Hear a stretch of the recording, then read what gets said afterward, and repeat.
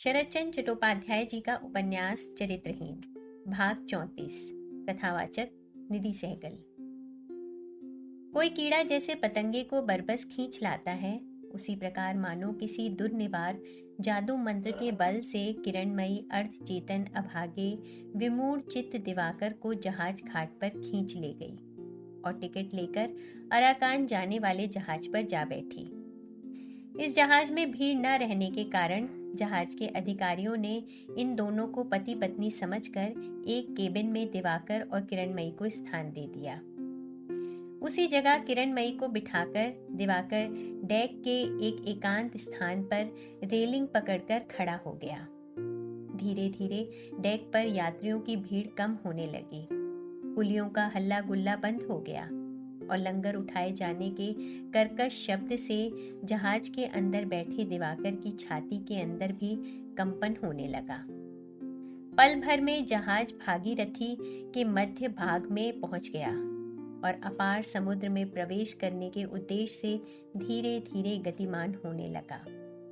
जब ठीक मालूम हो गया कि जहाज चल रहा है, तब दिवाकर की दोनों आंखें आंसुओं से भर गईं और उसने अपनी दोनों हथेलियों से मुख को जोर से दबाकर किसी प्रकार रुलाई के वेग को रोककर अपनी लज्जा को छिपा लिया।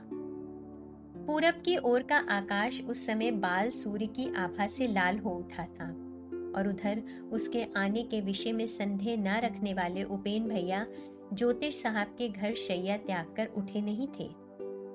भाग जाने के उद्देश्य से घर से बाहर निकल पड़ने के समय से जो भयंकर अव्यक्त ग्लानि दिवाकर के चित्त में एकत्रित होती जा रही थी, उसका अंत कितना कुत्सित और दुखकर है, उसका दृश्य अब उसके नेत्रों के सामने स्पष्ट हो उठा।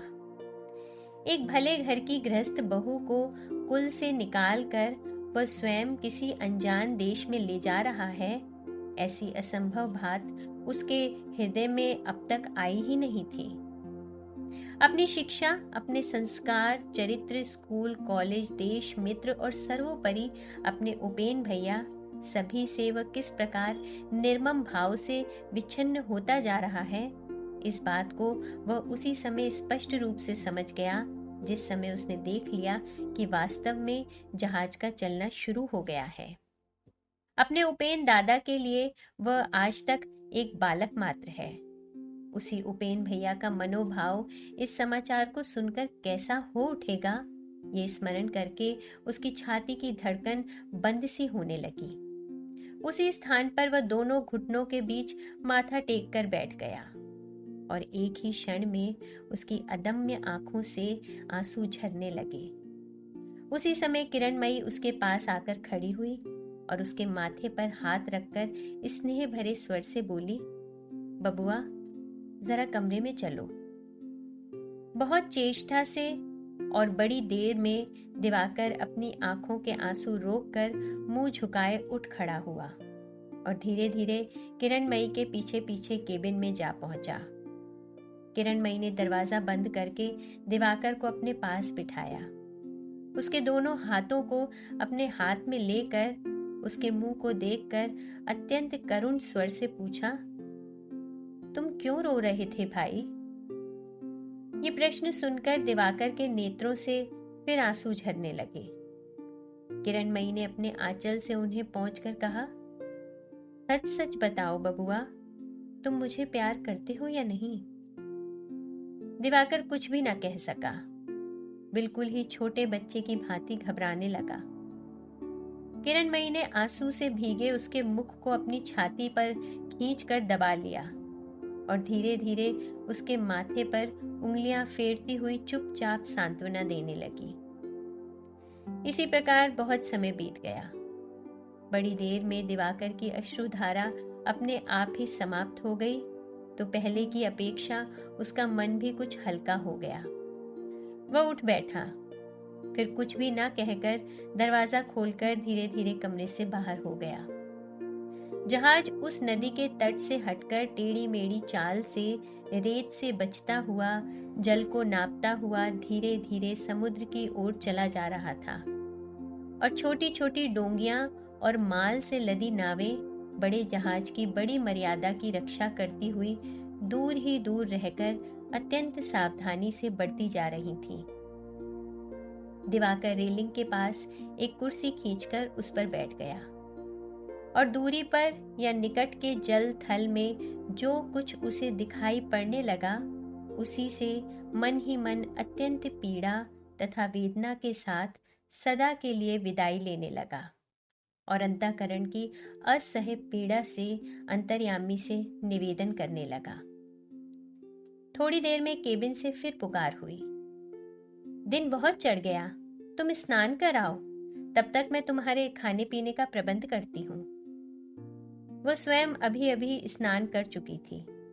पीठ पर भीगे बालों को फैलाकर केबिन के फर्श पर बैठकर हंडिया का मुंह खोलकर वह खाद्य सामग्री का हिसाब किताब लगा रही थी। रात में ही नौकरानी की सहायता से उसने ये सब सामग्री जुटा ली थी। दिवाकर ने उत्तर दिया, तुम खाओ, मुझे तनिक भी भूख नहीं है भाभी। किरणमयी ने मुंह ऊपर उठाकर देखा, बोली, ये नहीं होगा, तुम ना खाओगे तो मैं भी ना खाऊंगी। तुम इस समय मेरे सर्वस्व हो, तुमको खिलाए बिना मैं किसी प्रकार भी ना खा सकूंगी। ये बात सुनकर दिवाकर लज्जा से गड़ गया और कोई भी बात ना कहकर बाहर चले जाने को ज्यों ही तैयार हुआ कि किरणमयी ने उसे पकड़कर कहा, ये तो सप्तरथियों का चक्रव्यूह है बबुआ जी, भागकर कहाँ जा रहे हो? प्रवेश करने का पथ है, लेकिन बाहर निकलने का पथ क्या सभी जानते हैं?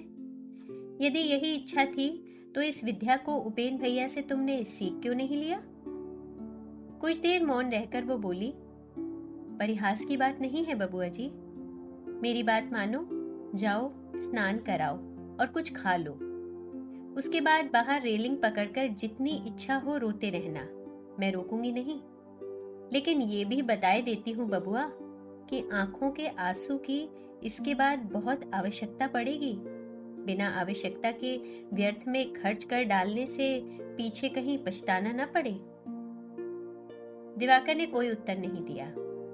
आने वाले दिनों के इस निष्ठुरतम परिणाम के संकेत को सिर झुकाए सुनकर स्नान के लिए चुपचाप बाहर चला गया और सूने कमरे में किरणमयी भी मौन होकर बैठी रही, क्योंकि उसके उपहास के इस शूल ने केवल दिवाकर को ही नहीं वरन सहर्षों गुना बढ़कर स्वयं उसकी अपनी ही छाती में भी यातना भर दी। बाहर आकर दिवाकर इधर उधर घूमने लगा। फिर जहाज के जिस हिस्से में तीसरे दर्जे के यात्री एक दूसरे से सटे हुए बैठे थे, वहीं चला गया और विभिन्न प्रांतों के तरह तरह के यात्रियों में रहकर अपने को भुला रखने का उपाय खोजने लगा। इस भारतवर्ष में कितनी विभिन्न जातियां हैं, कितने विचित्र पहनावे हैं, कितनी अज्ञात भाषाएं हैं, ये पहले पहल अपने जीवन में देखकर दिवाकर आश्चर्य में पड़ गया।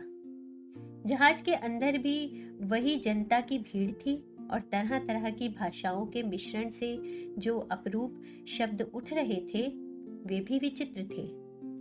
सीढ़ियों से उतरकर दिवाकर वहां जा पहुंचा और निर्विकार आश्चर्य से स्तब्ध हो रहा। थोड़े से स्थान पर अधिकार जमाने के लिए इसके पहले यात्रियों में जो ठेला ठेली और धक्कम धक्का मचा हुआ था, वह बंद हो गया था। अपने अपने अधिकृत स्थान पर बिछौना बिछाकर अपने सामने सामानों का घेरा बना ये यथासंभव निश्चिंत हो गए थे और अब उनको अपने निकट के यात्रियों पर ध्यान देने का भी अवसर मिला था। प्रत्येक व्यक्ति एक दूसरे का संतोषजनक परिचय पाने के लिए उत्सुक था।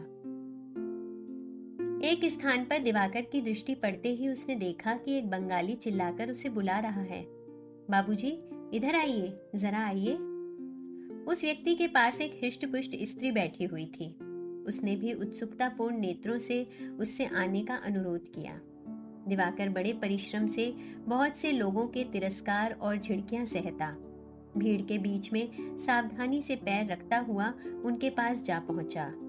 उसके पहुंचते ही उस मनुष्य ने अपने पास के टीन के संदूक पर बैठने की जगह दिखाकर कहा, ये मेरा संदूक टीन का नहीं है, असली लोहे का है, आराम से बैठिए। आप कौन हैं? दिवाकर ने कहा, ब्राह्मण।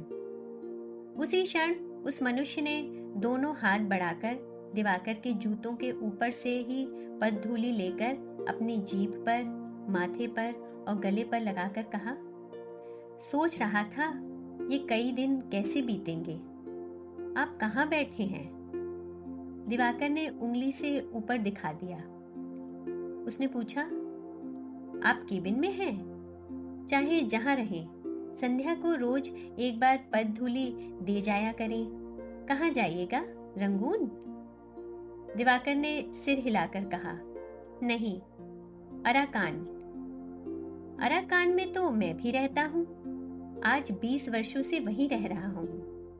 आपको तो मैंने कभी नहीं देखा। क्या पहली बार जा रहे हैं? वहां आपके कोई स्वजन संबंधी हैं क्या? नहीं है? नहीं भी हो तो क्या, कुछ भी चिंता मत कीजिएगा। आप लोगों की दया से मैं वहां के एक मकान का मालिक हूँ। मेरे मकान में बहुत से कमरे खाली पड़े हुए हैं। आप मेरे साथ ही चलिए। पास बैठी हुई स्त्री को दिखाकर कहा, ये मेरी मकान मालकिन है। ये स्त्री अब तक टकटकी बांधे दिवाकर की ओर देख रही थी। उसने बहुत ही मोटे गले से पूछा, क्या आपकी पत्नी आपके साथ है? दिवाकर ने मुंह लाल करके सिर हिलाकर किसी प्रकार बतला दिया, हाँ, साथ ही हैं। उसकी बातें टेढ़ी मेढ़ी थीं। ललाट पर गोदना था, मांग में सिंदूर की चौड़ी रेखा थी, नाक में नथ थी और दोनों कानों में 20-30 बालियां थीं। आंचल का जो थोड़ा सा भाग माथे पर था, वह भी उत्साह और आवेश से नीचे खिसक गया। उसने कहा, बहुत बुरा स्थान है, मगर लोगों का देश है। लेकिन मेरे मकान की ओर आंख उठाने का साहस किसी का नहीं है। मैं साधारण मकान मालकिन नहीं हूं। उस देश में ऐसा कोई आदमी नहीं है जो कामिनी से डरता ना हो। आप मेरे ही मकान में रहिएगा, डरने की कोई बात नहीं है। किराया 5 रुपया है, आप 4 ही रुपया महीना दीजिएगा। ए मकान वाले, आपके कारखाने में इनको कोई काम मिल ही जाएगा। मकान वाले ने जरा हिचककर कहा, कोई ना कोई काम मिल ही जाएगा। दिवाकर ने पूछा, आपका नाम? हरीश भट्टाचार्य। नहीं नहीं, ऐसा ना करें, अपराध लगेगा। मैं ब्राह्मण नहीं हूं, केवट हूं। पढ़ सुन लेता हूं, इसलिए लोग आदर से भट्टाचार्य कहते हैं। कंठी धारण करके मांस मछली का त्याग कर दिया है। बहुत देख लिया जीवन में, बाकी नहीं रहा कुछ। 2-2.5 हजार रुपए खर्च करके चारों धाम की यात्रा करके आया हूँ। 4 साल हो गए, घर में देवी की स्थापना भी कर ली थी। इसलिए घरवाली से कहता हूँ कि चल, अराकान में जो कुछ भी है बेचकर खोजकर किसी तीर्थ स्थान पर चले। कहकर उदास भाव से ऊपर आसमान की ओर देखने लगे भट्टाचार्य महाशय। घरवाली ने भी समर्थन करते हुए कहा, मैं भी तो यही कहती हूँ। कच्ची उम्र में अदृष्ट के फेर से जी भी किया। वह चेहरे पर तो लिखा नहीं है, चल अब चले।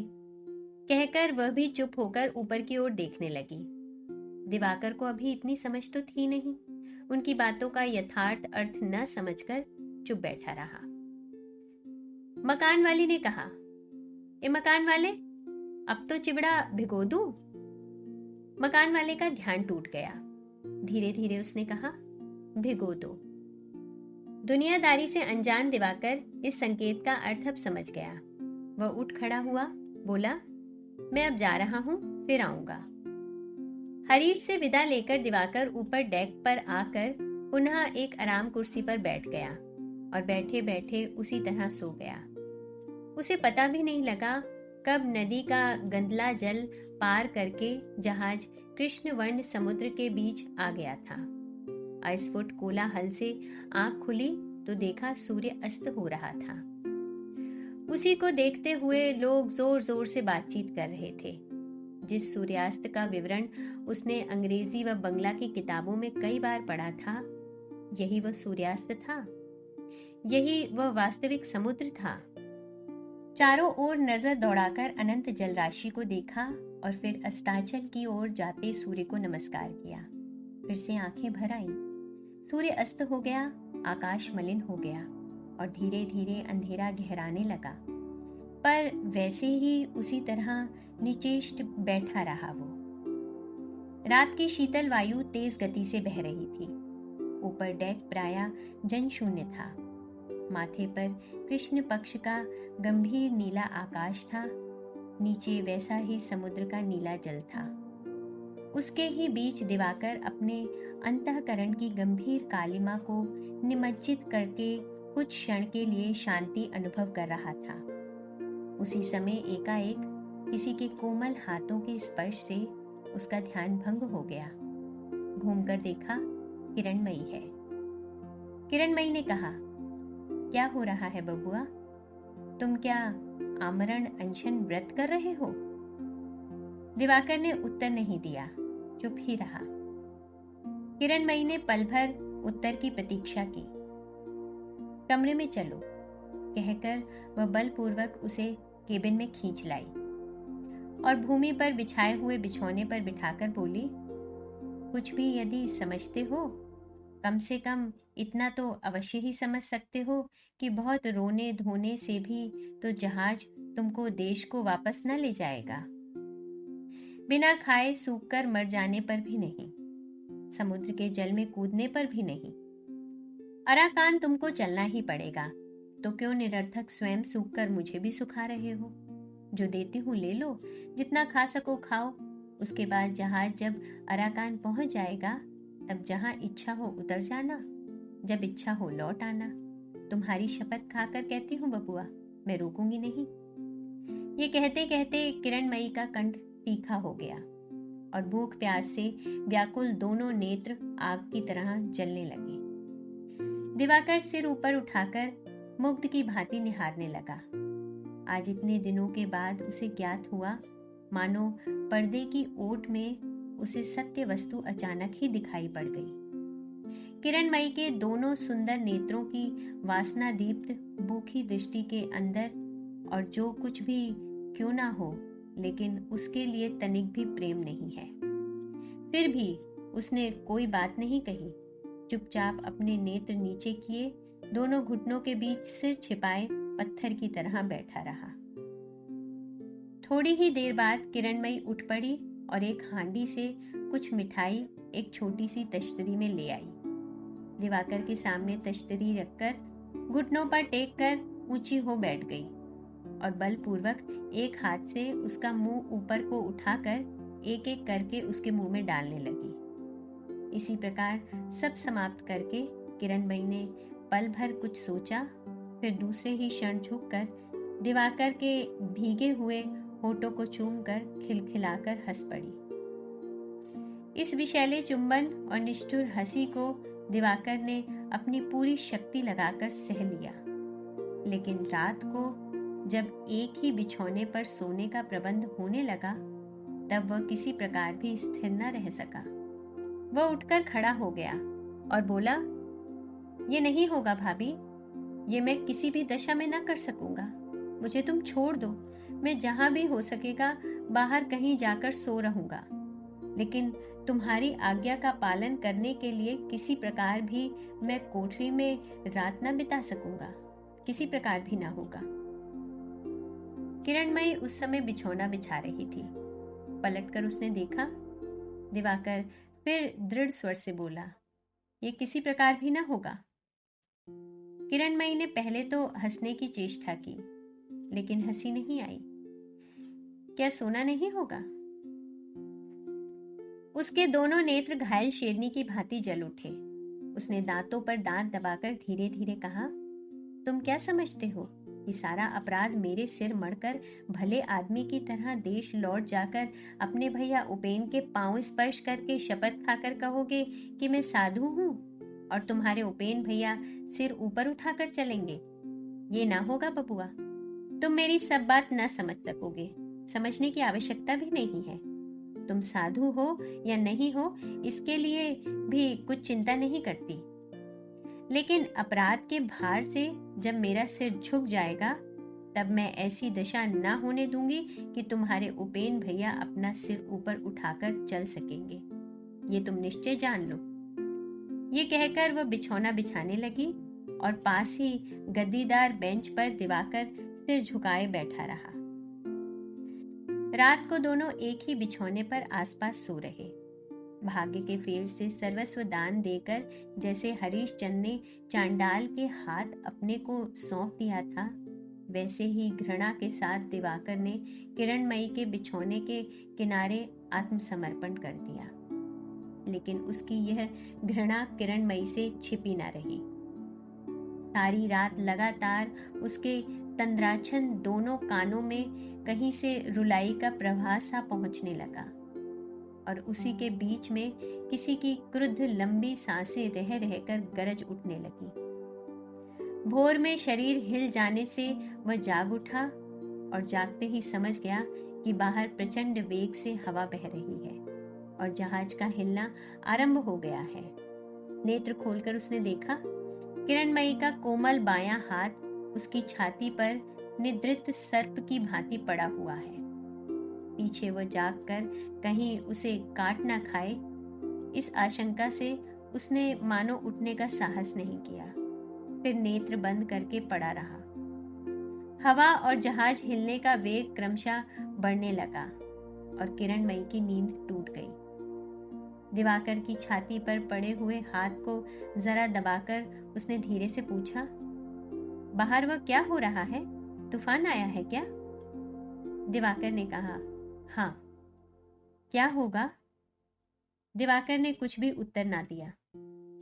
किरणमयी ने कहा, संभवतः तुम भगवान से यही प्रार्थना कर रहे हो कि जहाज टूट जाता तो अच्छा होता। यही बात है ना बबुआ जी? दिवाकर ने कहा, नहीं, बस एक छोटी सी बात है। नहीं, तुम मनुष्य नहीं हो, पत्थर के बने हो बबुआ। ये कहकर उसने बलपूर्वक दिवाकर को अपनी छाती में भींच लिया और बोली, जहाज यदि डूब जाए तो हम दोनों इसी तरह मरे, बहकर किनारे जा लगेंगे, लोग देखेंगे, अखबारों में खबर छपेगी, तुम्हारे उपेन भैया पढ़ेंगे। ये कैसी बात होगी बबुआ? इस काल्पनिक चित्र की घृणित कल्पना ने दिवाकर को ठेलकर उठा दिया और किरणमयी के बंधन से बल लगाकर अपने को मुक्त कर हिलता डोलता वो कोठरी के बाहर चला गया। शरतचंद्र चट्टोपाध्याय जी का उपन्यास चरित्रहीन, भाग 34। कथावाचक निधि सहगल। शरतचंद्र चट्टोपाध्याय जी का उपन्यास चरित्रहीन, भाग 35। कथावाचक निधि सहगल। डेक पर कुर्सी पर बैठकर वह टकटकी लगाए निहारता रहा। छाती के अंदर कैसा होने लगा था, उसको अस्पष्ट रूप से अनुभव करने के अतिरिक्त बुद्धि द्वारा हृदयंगम करने की शक्ति उसमें नहीं थी। जहाज पर ऊंची ऊंची लहरें उन्माद की भांति उछलती हुई गिर रही हैं, फिर चूर्ण विचूर्ण होकर विलीन होती जा रही हैं, फिर दौड़ती हुई आ जाती हैं, फिर लुप्त हो जाती हैं। इसी के घात प्रतिघात का खेल दिवाकर आत्मविस्मित होकर देखने लगा। ऊपर पूरब के आकाश में दिगंत के धुंधले बादल पहाड़ की तरह उमड़ते जा रहे थे और उन्हीं के पीछे बाल सूर्य उग चुका है या नहीं, इस खबर को नीचे पहुंचाने के लिए किरण की एक रेखा को भी मार्ग नहीं मिला। दूसरे ही क्षण डेक पर जहाज के खलासी घबराकर इधर उधर आने जाने लगे और कप्तान का घंटा बार बार बजने लगा। तूफान का वेग लगातार बढ़ता ही जा रहा है और भविष्य में और भी बढ़ जाएगा। इसका संकेत आकाश के बादलों और समुद्र की लहरों ने जहाज के कप्तान से लेकर नीचे की कामिनी नामक मकान वाली औरत तक सभी को सुस्पष्ट रूप से दे दिया। उसी समय एक खलासी ने आकर कहा, बाबू, पानी बरसने में अब देर नहीं है। आंधी पानी में बाहर बैठकर क्यों कष्ट पाएंगे? केबिन में चले जाइए, देखिए वहां न जाने अब तक क्या हो रहा है। दिवाकर ने घबराकर पूछा, क्या हुआ है वहां पर? खलासी चट गांव का मुसलमान था। हंसकर न समझने योग्य अपनी बोली में बोला, कुछ भी नहीं हुआ है, लेकिन जहाज बहुत हिल रहा है ना, इसीलिए कह रहा हूँ बाबू, आप जाकर देखिए वहां औरतें क्या कर रही हैं। इतनी हिलोरे सहना बहुत ही कठिन है। दिवाकर उठ खड़ा हुआ और तुरंत ही समझ गया कि खलासी की बात बिल्कुल ही सच है। वह गिरने लगा था। उसे पकड़कर खलासी ने कहा, चलिए बाबू, आपको पहुंचा आऊं। उसी की सहायता से दिवाकर किसी प्रकार केबिन के दरवाजे तक पहुंचा। दरवाजा ठेलकर अंदर जाकर उसने देखा किरणमयी बिछौना छोड़कर पास की लोहे की बेंच पर उसके ही एक छोर को जोर से दबाकर पट होकर लेटी हुई है। दिवाकर उसके सिरहाने जाकर बैठ गया। बोला, कष्ट हो रहा है भाभी? किरणमयी ने कोई बात ही नहीं की, सिर भी नहीं उठाया, केवल चुपचाप दिवाकर की गोद में अपना दायां हाथ रखकर पड़ी रही। जहाज उलटने पलटने लगा। बाहर क्रुद्ध हवा साए साए की आवाज के साथ चिल्लाहट मचाने लगी और उत्ताल तरंगों के उड़ते हुए पानी की छींटें प्रबल वेग से छोटी खिड़की के मोटे शीशे पर बार बार पछाड़ खा खाकर गिरने लगे। उसका सिर चकराने लगा और बैठा रहना असंभव जानकर उस पतली सी बेंच पर ही किरणमयी के सिर के पास सिर रखकर वह मूर्छित की भांति लेटा रहा। किरणमयी ने उसका सिर सहलाकर मृदु स्वर में कहा, लेट रहे हो? सिर में चक्कर आ रहा है क्या? दिवाकर ने कहा, हाँ। किरणमयी ने कुछ क्षण मौन रहकर पूछा, अच्छा बबुआ, तूफान तो बराबर बढ़ता ही जा रहा है, जहाज क्या डूब जाएगा? तुम्हारा क्या ख्याल है? दिवाकर ने कहा, नहीं। किरणमयी ने कहा, हाँ, नहीं नहीं, तुम कचहरी में क्या गवाही दे रहे हो बबुआ जी? ये कहकर बड़ी देर तक चुप पड़ी रही। बहुत देर के बाद धीरे धीरे बोली, डूब जाने से ही अच्छा होता। यदि ना भी डूबे तो भी इस प्रकार हम लोगों के कितने दिन चलेंगे? दिवाकर ने उत्तर नहीं दिया। ये देखकर किरणमयी ने दिवाकर के सिर को हाथ से हिलाकर कहा, सुन रहे हो ना? सुन रहा हूं। जितने दिन चल सकेंगे चलने दो। उसके बाद भी समुद्र में जल रहेगा।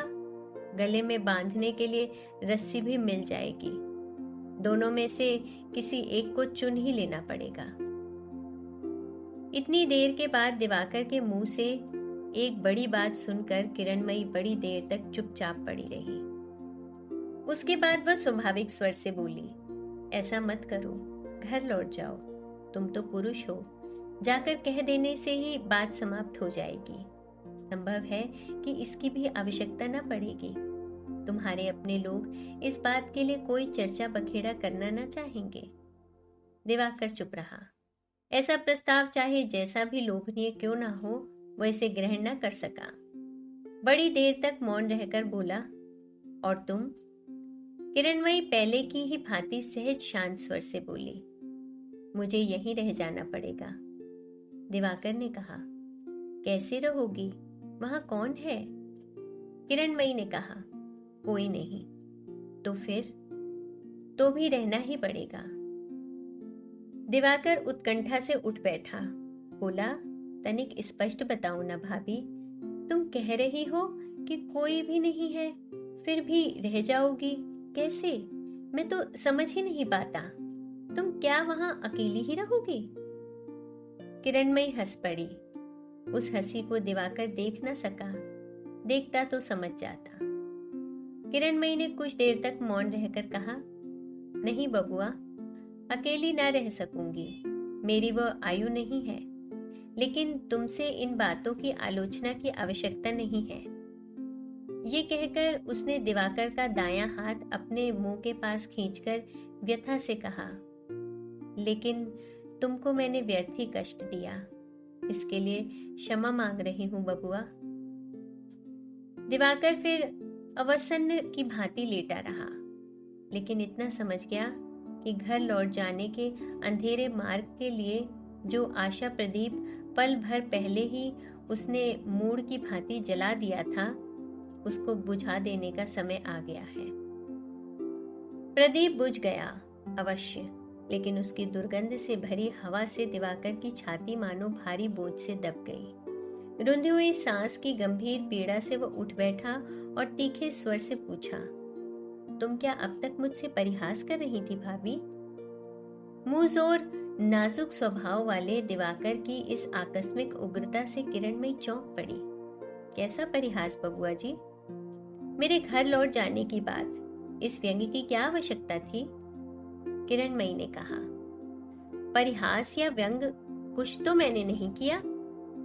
तो क्या ये सच है? सच ही तो है भाई। तुम अकेली रह जाओगी, ये भी क्या सच है? ये भी सच है। ओह, इसीलिए क्या तुम अराकान जा रही हो? लेकिन किसके पास, किस तरह से रहोगी? सुनू तो। प्रत्युत्तर में किरणमयी ने केवल एक लंबी सांस ली। किरणमयी ने गहरी सांस ली, बस। वो भली भांति जानती थी कि उनका इस तरह भागना दिवाकर के लिए कितना भयावह था। उसकी लज्जा कितनी दुस्सह थी तथा इस निदारुण अवस्था के संकट में पड़ने से उसका मन कितना विकल हो उठा था, ये भी उसे अविदित नहीं था। दिवाकर को उसने प्यार किया भी नहीं था और करना भी असंभव था। तथापि आश्चर्य तो इस बात का था कि उसकी पूर्ण उदासीनता से वह मन ही मन व्यथित हो रही थी। किंतु जैसे ही दिवाकर ने अपने रूखे व तीव्र स्वर में किए गए प्रश्न के माध्यम से ईर्ष्या की ज्वाला प्रकट कर दी, उसके अंतर की निभृत वेदना हर्ष में परिणित हो उठी। इस पुलक का एक कारण और था। इससे पहले जब वह अपरिपक्व युवक अपने यौवन की प्रारंभिक सौंदर्य पिपासा को शांत करने के लिए उसके अलौकिक रूप का तिल तिल पान करते हुए उसकी ओर आकृष्ट हो रहा था, तब तो किरणमयी ने देखकर भी अनदेखा कर दिया था, जानते हुए भी कुछ न जानने का दिखावा किया था। और आज जब चोट लगने पर अकस्मात मधु रिसने लगा, तो इस निर्वासन में जो व्यक्ति उसका एकमात्र अवलंबन था, उसी के मधु चक्र में सयत्न संचित व प्रच्छन्न मधु के भंडार के प्रति किरणमयी की सतर्क दृष्टि निबद्ध हो उठी। हंसकर बोली, कैसे, किसके पास रहूंगी? ये सुनकर तुम्हें क्या लाभ होगा देवर जी? जब तुम्हें लौट ही जाना है तो इस अनावश्यक कौतूहल की कोई सार्थकता नहीं रह जाती। दिवाकर कुछ क्षण स्थिर रहा, फिर बोला, लौट जाऊंगा ही, ये बात तो मैंने एक बार भी नहीं कही। वो तो तुम्हारे ही मुंह की बात है, मेरे मुंह की नहीं। किरणमयी ने कहा, ये ठीक है, लेकिन मेरे मुंह से तुम्हारे मन की बात ही निकल पड़ी है। ये कहकर वह तीव्र प्रतिवाद की आशा करके प्रतीक्षा करती रही, लेकिन प्रतिवाद नहीं हुआ। किरणमयी उसको सोचने का समय देकर धैर्य धारण किए रही। बहुत समय बीत गया। बाहर आंधी पानी के लगातार आक्रमण से जहाज कांपने लगा। खलासियों का अस्पष्ट कोलाहल बीच में स्पष्ट सुनाई पड़ने लगा। किरणमयी के धीरज का बांध भी टूट जाने की नौबत आ गई, लेकिन काठ की बनी इस छोटी सी कोठरी की निस्तब्धता पूर्ववत बनी रही। दिवाकर प्रतिवाद न करेगा, इस बात पर किरणमयी के मन में जब तनिक भी संशय न रह गया, तब उसने लंबी सांस छोड़कर धीरे धीरे कहा, तो क्या तुम्हारा लौट जाना ही पक्का रहा? दिवाकर ने कहा, नहीं। किरणमयी ने फिर कोई प्रश्न नहीं किया। शरदचंद्र चट्टोपाध्याय जी का उपन्यास चरित्रहीन, भाग 35। कथावाचक निधि सहगल।